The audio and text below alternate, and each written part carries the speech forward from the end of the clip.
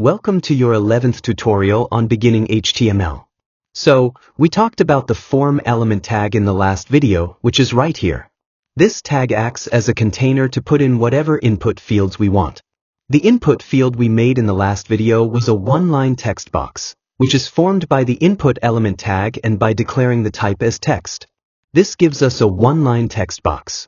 Now, we want to add some labels to these text boxes because people need to know what information they're entering. Let's say we need a first name and a last name. That's what we're going to do. Create our first label for this first text box and ask for the first name. Now let's type the code for label element tag.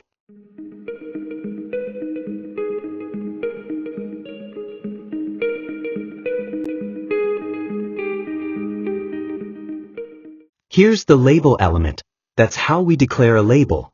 Notice we have to close this one out with a closing label tag. The for attribute ties the label to the input element. You can give this any name you want. We will call it first name.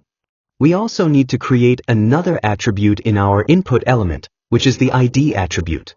We type in ID equals first name.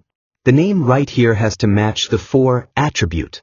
The for attribute has to match the ID attribute, and that's what ties these two together. Let's go ahead and refresh our web page, and there you can see we've got our first name label right here. What's really neat about this is that when you use this label element and click on the text, the control or text box is automatically highlighted. If this was just normal text, it wouldn't highlight the one-line text box. That's the cool part about using the label element. Now, let's go ahead and copy and paste this code for our second box. We'll rename this to last name because that's what it's going to be. Then we'll copy and paste the ID right here, tying our label to our input element. We'll call this last name. Let's go ahead and refresh everything up here, and there you see we've got two text boxes now with labels where we can collect information from our user.